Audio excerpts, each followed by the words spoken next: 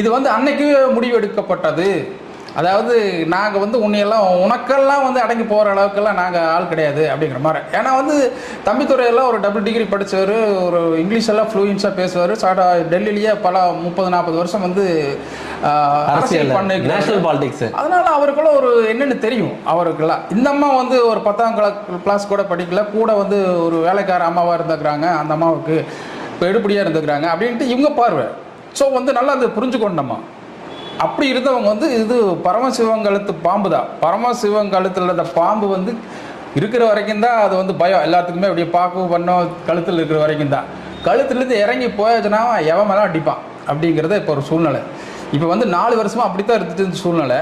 இன்றைக்கி வந்து இதுக்கு behind of the screen BJP Delhi ஒரு உத்தரவு போட்டுக்கிறாங்க, நீங்கள் என்ன வேணாலும் பண்ணுங்கன்ட்டு அங்கே கிளறி விடுற போது இப்போ சசி வந்து என்னங்கிறாங்க, அவங்களுக்கு சப்போர்ட்டாக